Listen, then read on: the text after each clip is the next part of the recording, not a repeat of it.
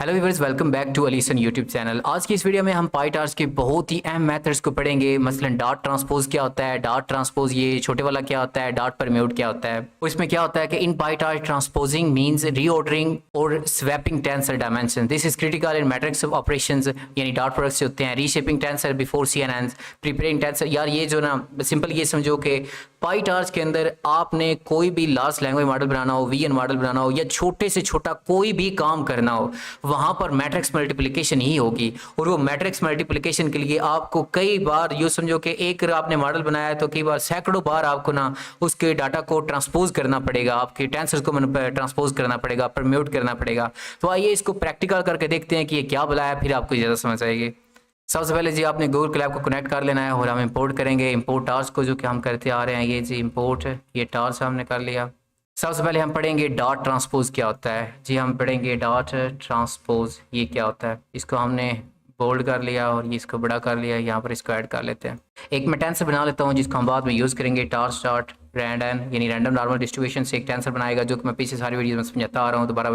दोबारा मैं इसको रिपीट नहीं कर सकता। ये 3 आ जाएगा, ये 4 आ जाएगा, क्लियर। और ये हमारे पास एक्स आ गया और x के साथ हम शेप भी देख लेते हैं। ये जी हमारे पास शेप आ गई। अच्छा ये अब क्या हुआ है, हमने एक टेंसर बनाया है x के नाम का और हमने क्या किया है कि नॉर्मल डिस्ट्रीब्यूशन में से ये रैंडम नंबर जनरेट किए हैं। कितने, इतने साइज का 2 3 4। ये हमारे पास एक टेंसर आ गया। कितना 3D है, 1 2 3, ये 3 डायमेंशनल है, क्लियर।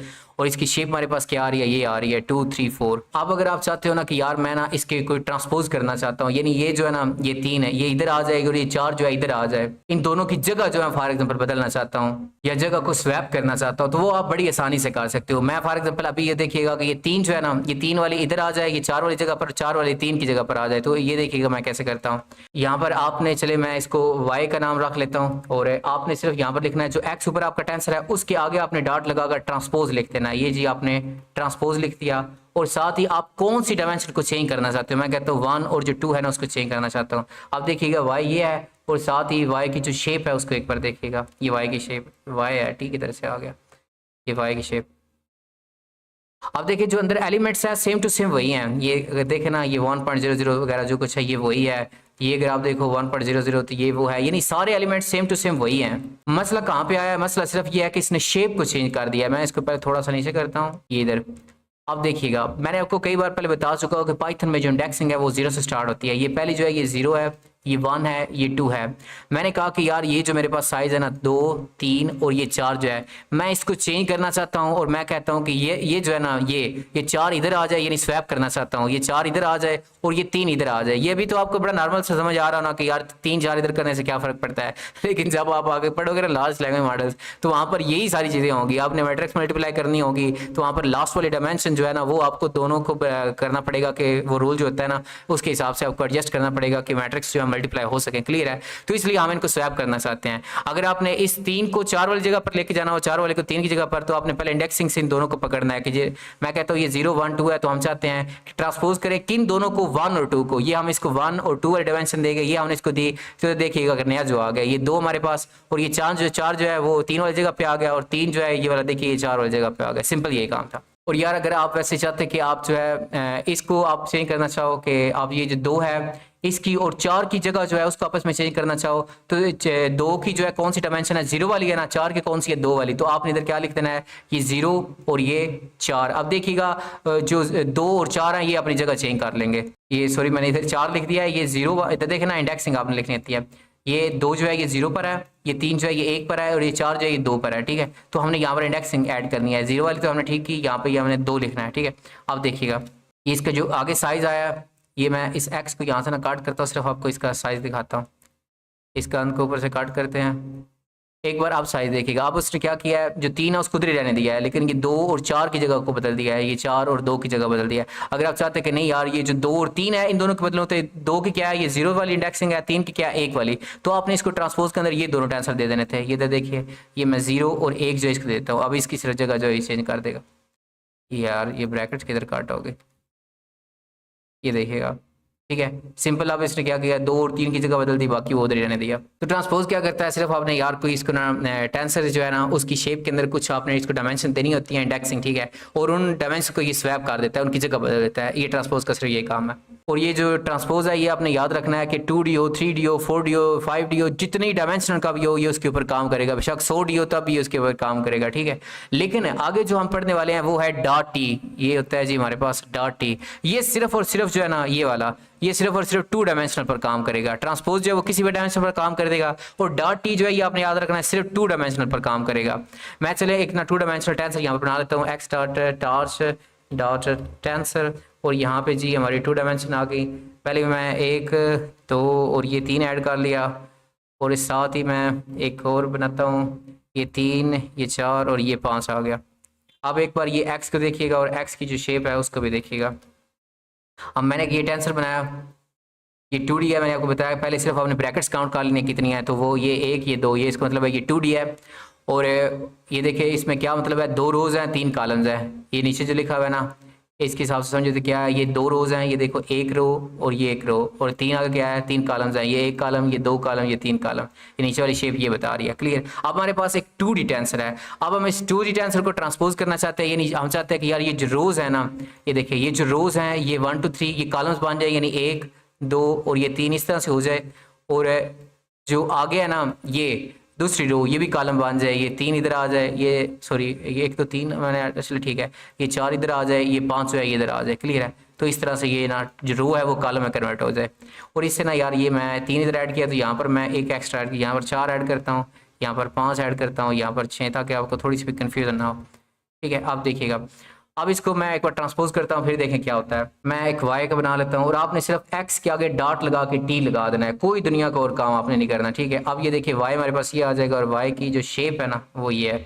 इसने क्या कर दिया है, इसने सिर्फ यार जो हमारी रोज थी ना उसको कॉलम में, ये देखिए ये रो है 1 2 3, इसको इसने कॉलम में कन्वर्ट कर दिया, ये 1 2 3 इधर आ गए। फिर ये दूसरी रो इसने पकड़ी 4 5 और इसने इसको कन्वर्ट कर दिया। अगर यहाँ शेप के हिसाब से देखो तो इसने 2 और 3 की जगह बदल दिया है, यानी 2 रोज को कॉलम्स वाली जगह पर ले आया है और 3 कॉलम्स को रोज वाली जगह पे। ये देखे ना ये 3 कॉलम्स जो थे वो इधर रोज की जगह पर आ गए, और जो 2 इधर रोज थी वो इधर कॉलम्स की जगह पर आ गए, क्लियर है। तो ये ट्रांसपोज क्या करता है, ये टी वाला सिर्फ जो है ये करता है कि जो आप पहले तो ये याद रखना ये सिर्फ 2D पर काम करेगा, 2D से ज्यादा किसी भी डायमेंशन पर ये काम नहीं करेगा। पहली बात ये आपने याद रखनी है। दूसरी बात ये याद रखनी है क्या करता है कि रोज को कॉलम्स में कन्वर्ट कर देता है, कॉलम्स को रोज में कन्वर्ट कर देता है, सिंपल इसका यही काम है।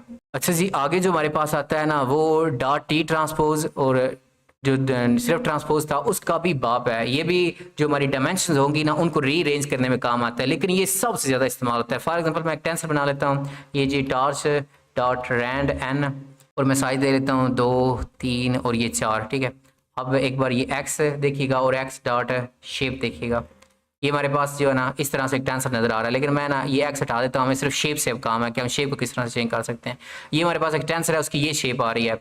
अब देखिएगा कि आप अगर चाहो ना कि ये जितनी भी हैं यहाँ पर सारी की सारी डायमेंशन को चेंज करना चाहो, यानी इन सब की जगह बदलना चाहो, तो वो आप सब की सब बदल सकते हो। ये तो ये है ना, मैं सिर्फ फॉर एग्जांपल यहाँ पर देखिएगा एक और डायमेंशन ऐड कर देता हूँ, एक और ऐड कर देता हूँ, एक और ऐड कर देता हूँ, बल्कि इतनी ज़्यादा नहीं ऐड करता ताकि समझाने में आसानी हो। ये भी देखिए ये 2 5 है ना, तो 5 की 5 को आप चेंज कर सकते हो। वो कैसे चेंज करते हैं अभी देखिएगा। आपने चले मैं एक y का टेंसर बना लेता हूँ, आपने सिर्फ लिखना है x के आगे परम्यूट, क्या लिखना है x के आगे परम्यूट लिखना है, और अंदर आपने क्या देना है कि जो आप नई शेप चाहते हो, आप ध्यान दीजिएगा इस पे, मैं इसको कर इधर देखिएगा, ये है हमारे पास, ये पहले पे है 2 ये 0 ये 1 ये 2 ये 3 ये 4, ठीक है। अब ये हमारे पास पहले जो है ना शेप आ रही है 2 3 4 5 6, मैं चाहता हूँ कि यार नई शेप ऐसी आए, पहले 6 आ जाए, आगे जो है ना ये वाला 4 आ जाए, फॉर एग्जांपल ये 4 आगे आ जाए, आगे मैं चाहता हूँ ये 2 आ जाए, फॉर एग्जांपल ये 2 आ जाए, तो आगे मैं चाहता हूँ ये 5 आ जाए, ये वाला इधर ये 5 आ जाए, ठीक है।